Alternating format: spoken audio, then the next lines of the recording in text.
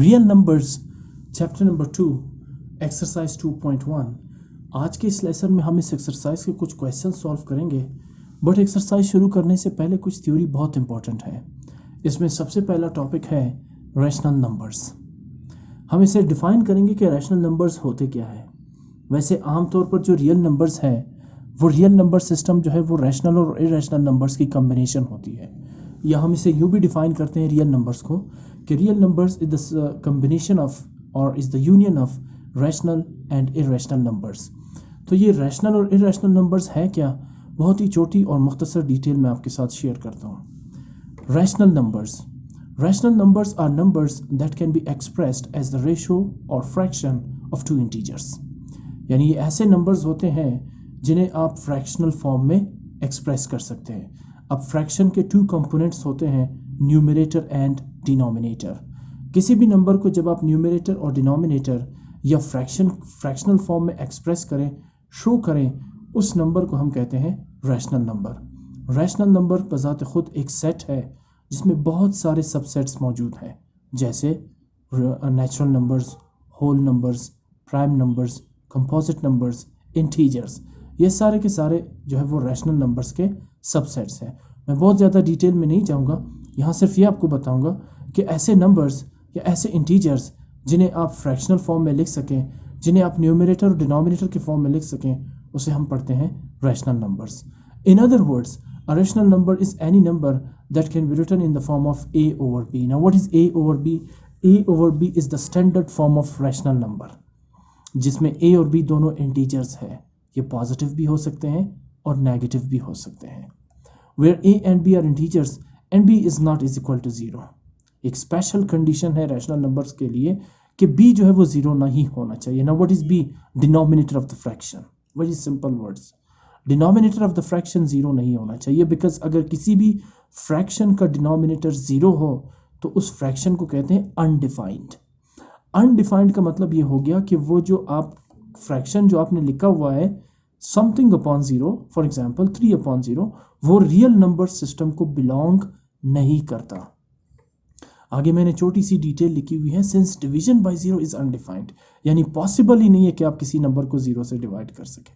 हाँ, 0/4 0 हो सकता है, बट 4/0 इज अनडिफाइंड। आप इसे डिवाइड या इसे डिफाइन या इसे प्रोसेस में नहीं कर सकते हैं। ठीक, सो ये है रैशनल नंबर की एक छोटी सी डेफिनेशन। कोई भी नंबर जिसे आप फ्रैक्शनल फॉर्म में लिख सकें, ए और बी की फॉर्म में लिख सकें, उस नंबर को या उस इंटीजर को हम कहते हैं rational number, with special condition कि the denominator of the fraction should not be 0। अगर वो 0 हो गया तो डिवीजन बाय 0 इज अनडिफाइंड और whole fraction will be considered as undefined. कुछ एग्जांपल्स लिखी है मैंने रैशनल नंबर्स की, लाइक 1/2, लाइक -3 और 4। अब 1 भी एक इंटीजर है और 2 भी इंटीजर है। यहाँ पे -3/4 ये भी एक इंटीजर, दोनों इंटीजर्स हैं 3 और 4। और अगर मैं सिर्फ 5 भी लिखूँ ना तो 5 एक इंटीजर है, और याद रखिए कि every integer is a rational number. जितने भी इंटीजर्स हैं वो सब के सब रैशनल नंबर्स हैं। वाई? बिकॉज आप इस इंटीजर 5 को फ्रैक्शनल फॉर्म में लिख सकते हैं, लाइक 5/1। इसी तरह 0 भी एक इंटीजर है, तो 0 भी एक रैशनल नंबर है, बिकॉज आप 0 को भी लिख सकते हैं 0/1। थोड़ी देर पहले मैंने आपको बताया कि 0 समथिंग यानी 0 for example 0/4 is 0, but 4/0 is undefined. तो 0 चूंकि एक रैशनल नंबर है, एक इंटीजर है, तो इसलिए 0 एक रैशनल नंबर भी है, बिकॉज 0 को आप फ्रैक्शनल फॉर्म में लिख सकते हैं। Rational numbers can also be whole numbers, fractions and terminating or repeating decimals. ये भी रैशनल नंबर्स हो सकते हैं। जितने भी होल नंबर्स हैं वो भी रैशनल नंबर्स है, और फ्रैक्शंस तो ऑलरेडी रैशनल नंबर्स ही है।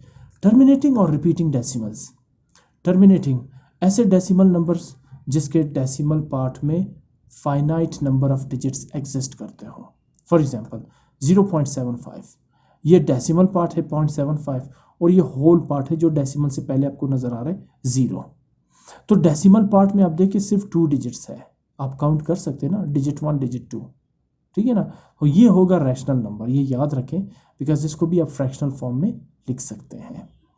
तो अगर किसी भी डेसिमल नंबर के डेसिमल पार्ट में फाइनाइट नंबर ऑफ डिजिट्स हो, यानी ऐसे डिजिट्स हो जिसे आप काउंट कर सकते हो, वो भी रैशनल नंबर्स की कैटेगरी में शामिल होगा।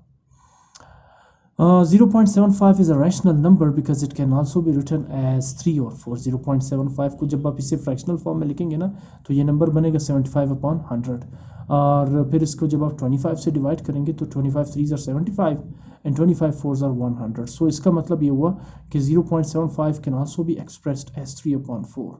Now what is 3/4? Is a rational number, right? And 0.3333 infinite times. ये आप देख रहे हैं 3 के ऊपर जो बाहर आपको नज़र आ रहा है, इसका मतलब है कि डेसिमल पार्ट में सिर्फ ये एक ही डिजिट इनफिनिट टाइम्स, लामहदूद टाइम्स तक जो है ये रिपीट हो रहा है। 0.333333 इनफिनिट टाइम्स, इसे पढ़ते हैं रिपीटिंग डेसिमल। इस तरह के नंबर्स भी जो है वो रैशनल नंबर्स के कैटेगरी में शामिल हो सकते हैं, बिकॉज जिनको भी आप लिख सकते हैं because it can be written as 1/3। 0.3 को आप 1/3 के फॉर्म में भी लिख सकते हैं। वो इस तरह से कि let's round off this number up to 1 decimal place यानी 0.3, और जब आप इसे फ्रैक्शनल फॉर्म में लिखेंगे तो ये नंबर बनेगा 3/10, और जब आप 3/10 को डिवाइड करते हैं तो फिर आपको नंबर मिलेगा 0.333, या जब आप 1/3 को डिवाइड करते हैं तो आपको नंबर मिलता है 0.3333। ठीक है ना। सो इस तरह से याद रखें कि अगर कोई डेसिमल नंबर ऐसा हो जिसके डेसिमल पार्ट में फाइनाइट नंबर ऑफ डिजिट्स हो, जैसे 0.75, जैसे 3.25, जैसे 3.1520, जैसे 7.46210, यानी इतने डिजिट्स हो जिसको आप काउंट कर सके, वो भी रैशनल होगा। और इसके साथ साथ ऐसे डेसिमल नंबर जो रिपीटेड हो, ठीक है, जो रिपीटिंग डेसिमल नंबर्स हो जिसके डेसिमल पार्ट में 1 डिजिट 2 डिजिट या 5 डिजिट्स बार बार रिपीट हो रहे हैं, तो वो भी रैशनल नंबर्स की कैटेगरी में शामिल होंगे। We denote this set of rational numbers by Q, capital letter Q. So आप देखिए 0.75 जो एग्जांपल मैंने ली थी, इसको हम लिख सकते हैं 75/100। ये फ्रैक्शनल फॉर्म है इसका, और जब आप इन दोनों को 25 से डिवाइड करेंगे तो 25 3s are 75 and 25 4s are 100। इसी तरह 0.3 को आप लिख सकते हैं 1/3, ये मैं आपको समझा चुका हूँ। ये दोनों रैशनल नंबर्स की एग्जाम्पल्स। अब आते हैं इरेशनल नंबर्स की तरफ। An irrational number is a number that cannot be expressed as a simple fraction. That is, it cannot be written as the ratio of two integers. Fractions of the form a over b, where a and b are integers and b is not equal to 0. ये line basically है rational number की definition. यानी इसका मतलब ये हुआ कि ऐसे नंबर्स जिनको आप सिंपल फ्रैक्शनल फॉर्म में नहीं लिख सकते, ठीक है ना, इन्हें कहते हैं इरेशनल नंबर्स। ठीक है, या ऐसे नंबर्स जो a/b के फॉर्म में नहीं लिखे जा सके, जहाँ a और b जो है वो इंटीजर्स है और b 0 नहीं होना चाहिए, यानी रैशनल नंबर ना हो। ऐसे नंबर्स जो रैशनल नंबर ना हो उसे पढ़ते हैं irrational numbers. Irrational numbers have non repeating non terminating decimal expansions.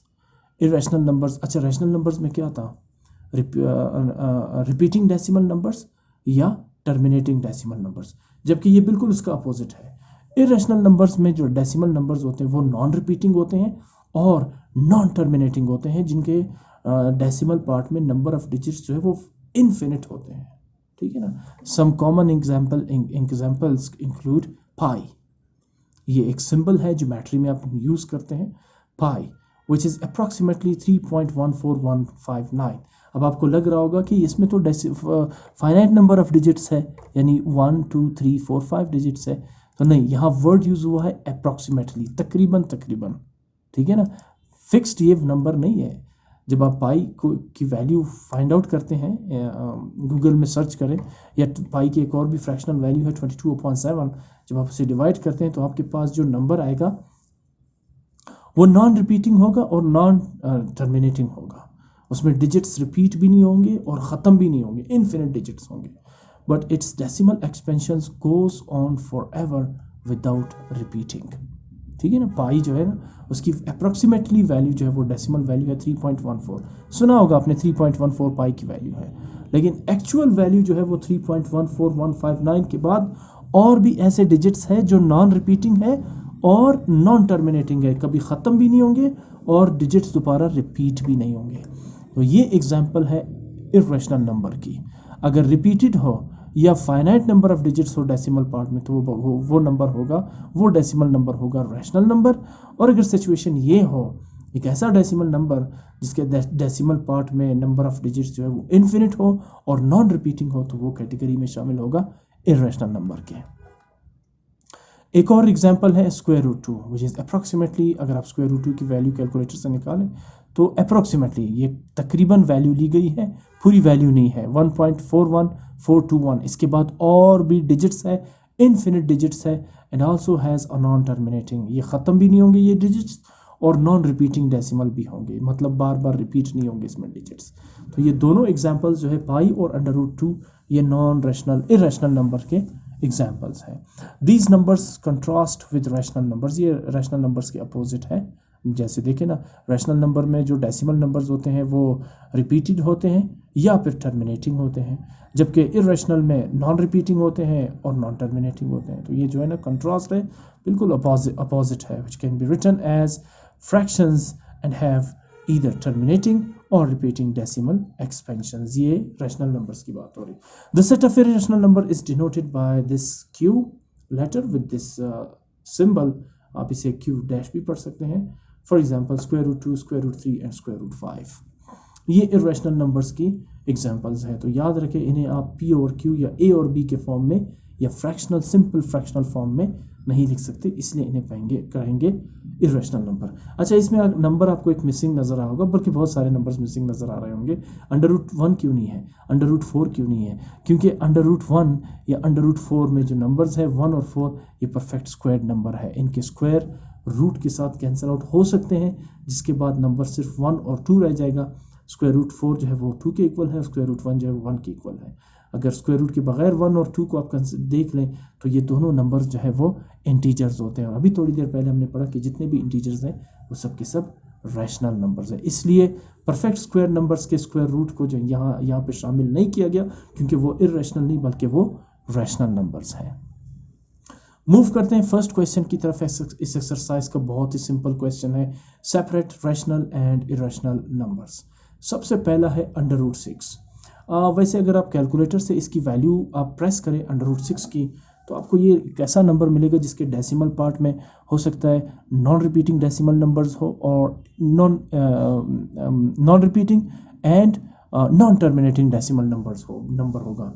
अगर मैं इसे चेक करता हूँ, फॉर एग्जांपल मैं प्रेस करता हूँ यहाँ पे, ये कैलकुलेटर है और स्क्वायर रूट सिंबल, ये square root 6 press equal, sorry अब मैं प्रेस करता हूँ स्क्वायर।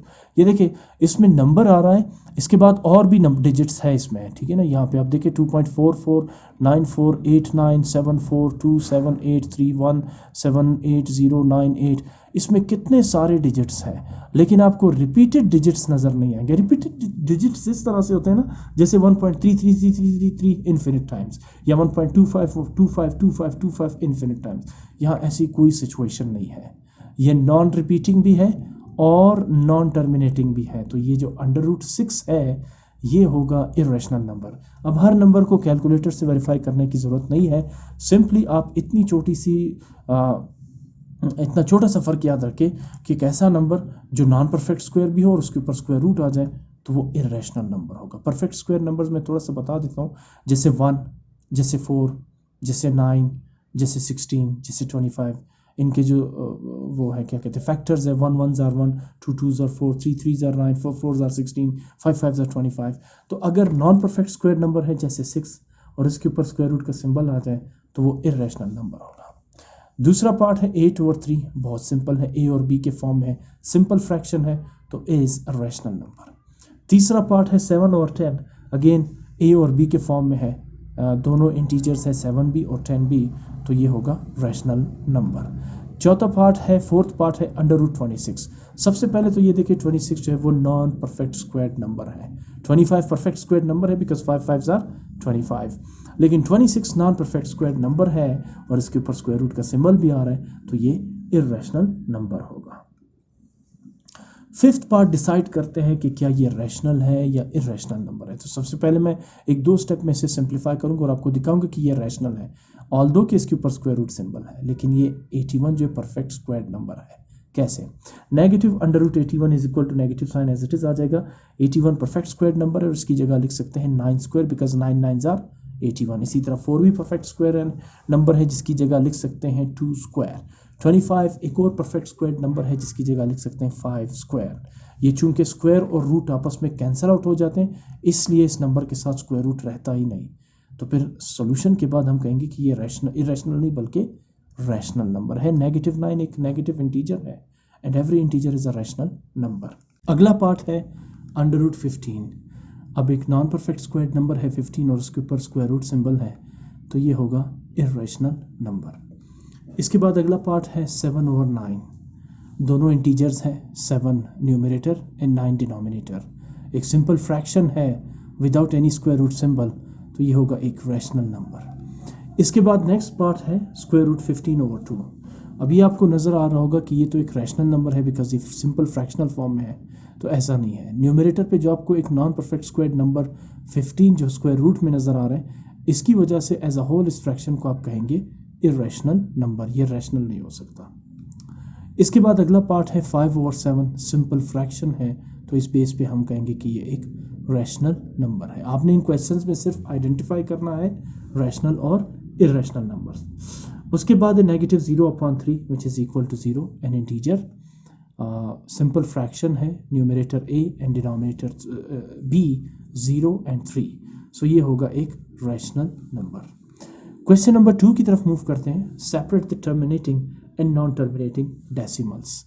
बहुत ही सिंपल क्वेश्चन है। टर्मिनेटिंग ऐसे डेसिमल नंबर जिनके डेसिमल पार्ट में फाइनाइट नंबर ऑफ डिजिट्स हो जिसको आप काउंट कर सके लाइक 1 2 3 and 4, और ऐसे डेसिमल नंबर जिनके डेसिमल पार्ट में इनफिनिट नंबर ऑफ डिजिट्स हो जिन्हें आप काउंट नहीं कर सके, जिनके हद का पता ना हो, जिनके लास्ट डिजिट का पता ना हो। जैसे ये सेकंड पार्ट में आप देख रहे हैं डॉट डॉट डॉट के मतलब ये है कि इसके बाद इसमें इनफिनिट नंबर ऑफ डिजिट्स है जिसे आप काउंट नहीं कर सकते। यह है टर्मिनेटिंग और नॉन टर्मिनेटिंग डेसिमल नंबर्स में फ़र्क। वर्ड टर्मिनेट का मतलब है ख़त्म हो जाना, यानी डेसिमल नंबर्स डेसिमल पार्ट में फाइनाइट डिजिट्स, और नॉन टर्मिनेट का मतलब है कि डेसिमल पार्ट में नंबर ऑफ डिजिट्स जो है वो ना ख़त्म होने वाले हैं, इनफिनिट है। सो बहुत ही सिंपल इनमें आइडेंटिफिकेशन मैंने आपको बता दी between terminating and non terminating. इस बेस पर आप डिसाइड कर सकते हैं कि कौन से नंबर्स टर्मिनेटिंग है और कौन से नॉन टर्मिनेटिंग है। फर्स्ट पार्ट है 1.1345, टोटल 1 2 3 4 डिजिट्स है तो ये टर्मिनेटिंग डेसिमल नंबर है। सेकंड पार्ट है 2.34578 डॉट डॉट डॉट, पता नहीं आगे कितने और डिजिट्स हैं, ठीक। तो ये नॉन टर्मिनेटिंग डेसिमल नंबर है, यानी इसके डेसिमल पार्ट में जो नंबर ऑफ डिजिट्स है वो ख़त्म नहीं हो रहे। अगला पार्ट है थर्ड पार्ट 3.273273, उसके बाद dot dot dot, again a non terminating decimal number. Next part है fourth part 0.91010310 and then dot dot dot, which means again non-terminating decimal number. Fifth part है 2.3213 dot dot dot, once again non-terminating decimal number. Sixth part है last part है इस question का 2.34 and 56. once again आप अगर इस पर गौर करें तो इसके डेसिमल पार्ट में नंबर ऑफ डिजिट्स काउंटेबल है 1 2 3 4, तो हम कहेंगे कि ये एक टर्मिनेटिंग डेसिमल नंबर है। इसके 4 डिजिट्स के बाद कोई डेसिमल प्लेस जो है वो एग्जिस्ट नहीं करता। मूव करते हैं क्वेश्चन नंबर 3 की तरफ। Right each number as a perfect square. Numbers given है, सारे परफेक्ट स्क्वायर नंबर है, आपने इन नंबर्स को एज अ परफेक्ट स्क्वायर लिखना है। जैसे फॉर एग्जांपल एक नंबर है 25 का परफेक्ट स्क्वायर क्या होगा 5 स्क्वायर। जैसे एक नंबर है 4 का परफेक्ट स्क्वायर होगा 2 स्क्वायर। जैसे एक परफेक्ट स्क्वायर नंबर है 1 का परफेक्ट स्क्वायर होगा 1 स्क्वायर। तो इस तरह ये जो गिवन नंबर्स है आपने इन्हें परफेक्ट स्क्वायर के फॉर्म में लिखने हैं। मैंने साथ साथ इनको फैक्टराइज भी किया हुआ है ताकि आपको आसानी से पता चले कि इन नंबर्स के परफेक्ट स्क्वायर क्या होंगे। फर्स्ट नंबर 81 है, 2 डिजिट नंबर है, बहुत सिंपल है। आपको कई दफ़ा इससे वास्ता पड़ा होगा 9 9 आर 81, तो आप 81 की जगह लिख सकते हैं 9 × 9 और फर्दर 9 × 9 को लिख सकते हैं 9 स्क्वायर। तो आप ये कहें कि 9 square is the perfect square of 81, या 81 can also be expressed as a perfect square 9 raised to the power 2। Move करते हैं सेकंड पार्ट की तरफ। 3 डिजिट नंबर है 169, another perfect square number which can be written as 13 × 13, which means 13 raise to the power 2। तो 13 square जो है वो perfect square है 169 का, या 169 बजाते खुद एक परफेक्ट स्क्वायर नंबर है। अब मैंने यहाँ पर इसको फैक्टराइज भी किया हुआ है कि आप कैसे इनके फैक्टर्स 13 मल्टीप्लाई बाई 13 को कैलकुलेट कर सकते हैं। तो ये जो नंबर 169 है ये 13 से ही डिविजिबल है। तो फर्स्ट 2 डिजिट्स को अगर आप लेंगे तो 16 होगा। ये 13 1s are 13 because 13 2s are 26 which is more than 16। तो आप 13 1s are 13 लेंगे और 13 और 16 में डिफरेंस 3 आ रहा है। 3 को शिफ्ट कर देंगे नेक्स्ट डिजिट 9 के पास, तो 9 होगा 39 एंड देन 13 3s are 39 और फिर फाइनली 13 1s are 13। तो इस तरह आप इस फैक्टराइजेशन के प्रोसेस के ज़रिए 169 के परफेक्ट स्क्वायर्स का भी पता लगा सकते हैं। अगला नंबर है 225। ये है परफेक्ट स्क्वायर और इसके रूट्स का फैक्टर्स का पता करने के लिए, कैलकुलेट करने के लिए मैं इस नंबर को फैक्टराइज करता हूँ। 225 is divisible by 5, so 5 4s are 20 and then 5 5s are 25। Again 5 9s are 45, 3 3s are 9 and 3 1s are 3। किसी भी नंबर का ये पता चलाने के लिए कि क्या ये परफेक्ट स्क्वायर नंबर है या नहीं, आप उसे फैक्टराइज करेंगे। अगर फैक्टर्स पेयर्ड फॉर्म में हो तो वो नंबर परफेक्ट स्क्वायर होगा। क्या मतलब हुआ, जैसे ये देखें फर्स्ट पेयर इसके फैक्टर्स का बन रहा है 5 और सेकंड पेयर बन रहा है 3, पेयर्स इक्वल है तो इसका मतलब है 225 परफेक्ट स्क्वायर नंबर है। अब ये कैसे चूज़ करना है आपने इसके फैक्टर्स। अब देखिए यहाँ पर अगर मैं इसको मल्टीप्लाई करता हूँ 5 5s are 25 और 3 3s are 9, तो 25 मल्टीप्लाई बाई 9 जो है वो 25 और 9 दो अलग अलग फैक्टर्स हैं, जबकि परफेक्ट स्क्वायर के लिए आपको एक जैसे फैक्टर्स चाहिए होते हैं। तो फिर आप इसकी कम्बिनेशन ऐसे करेंगे कि मैं दोबारा इन रेड लाइन्स को दोबारा ड्रॉ करता हूँ। कम्बिनेशन के लिए आप ऐसे कम्बिनेशन लेंगे कि ये जो 5 और फर्स्ट पेयर का फर्स्ट एलिमेंट और सेकंड पेयर का first element 5 and 3, 5 3s are 15, और इसी तरह फर्स्ट पेयर का सेकंड एलिमेंट और सेकंड पेयर का सेकंड एलिमेंट यानी 3 5 3s are 15। तो इसका मतलब ये हुआ 15 मल्टीप्लाई बाई 15 जो है वो 225 के इक्वल होगा, या फिर आप इसे लिख के 15 रेज टू द पावर 2। इसके बाद अगला नंबर है 256। सबसे पहले तो हमें इसके फैक्टर्स चाहिए होंगे, सेम फैक्टर्स, यानी परफेक्ट स्क्वायर नंबर में इसे एक्सप्रेस करने के लिए वो दो फैक्टर्स है 16 टाइम्स 16 इज इक्वल टू 256 या 16 रेज टू द पावर 2। अब ये 16 आप कैलकुलेट कैसे करेंगे, आपने 256 को फैक्टराइज किया। यहाँ पर आप काउंट करें पेयर्स इसके 2 के कितने पेयर्स बन रहे हैं। ये देखिए फर्स्ट पेयर, ये सेकंड पेयर, ये थर्ड पेयर एंड ये फोर्थ पेयर इक्वल है पेयर्स, तो इसका मतलब है 256 परफेक्ट स्क्वायर नंबर है। अगर ये पेयर्स इक्वल ना हो तो नंबर परफेक्ट स्क्वायर नहीं होता। अब इस फर्स्ट पेयर से एक 2 अलग करें, सेकंड पेयर से भी एक 2 अलग करें, थर्ड पेयर से भी 2 अलग करें और फोर्थ पेयर से भी एक 2 अलग करें। तो बेसिकली 4 टाइम्स आपके पास 2 आ रहे हैं, तो इनको मल्टीप्लाई करें। 2 2s are 4, 4 2s are 8, 8 2s are 16। तो पहला 16 आपने यहाँ पे लिख दिया, और जो सेकंड 16 है वो जो आपने छोड़ दिए थे 2, यानी मैंने आपसे कहा ना कि फर्स्ट पेयर से एक 2 उठा लें, तो वो जो रिमेनिंग 2 है, इसी तरह सेकंड पेयर से भी आपने एक 2 उठाया था, दूसरा 2 रिमेनिंग है। थर्ड पेयर से भी आपने एक 2 पिक किया था, सेकंड 2 रिमेनिंग है। फोर्थ पेयर से भी आपने एक 2 पिक किया था, सेकंड 2 जो है वो रिमेनिंग है। तो जो पिक किया था उनका प्रोडक्ट 16 आ रहा है और जो रिमेनिंग 2s है उनका प्रोडक्ट भी 16 आ रहा है। इसका मतलब होगा 16 टाइम्स 16 इज 256 और 16 रेज टू द पावर 2। अगला नंबर है 625। बहुत सिंपल है, 25 times 25 is 25 625 and 25 times 25 can also be expressed as 25 square, which is a perfect square of 625। 25 square जो है वो 625 का परफेक्ट स्क्वायर फॉर्म है। आप कैसे फाइंड करेंगे कि 625 के परफेक्ट स्क्वायर जो है वो 25 टाइम्स 25 है। ये आपके सामने फैक्टराइजेशन मैंने की है। अगेन आप इसमें चेक करें, ये फर्स्ट पेयर है 5 का और ये सेकंड पेयर है 5 का, ठीक। सेम फैक्टर्स है, तो 5 5s are 25 and 5 5s are 25, 25 25s are 625। अगला नंबर है 756। सबसे पहले मैंने इसको फैक्टराइज किया है और इक्वल पेयर्स यहाँ पर आने चाहिए बिकॉज ये एक परफेक्ट स्क्वायर नंबर है। ये पहला पेयर होगा, ये दूसरा पेयर होगा, ये तीसरा पेयर होगा और ये चौथा पेयर हो जाएगा, ठीक। अब फर्स्ट पेयर से भी आप 2 लें, सेकंड पेयर से भी आप 2 लें, थर्ड पेयर से भी आप एक 2 लें और फोर्थ पेयर से भी आप एक 3 लें, ठीक है ना।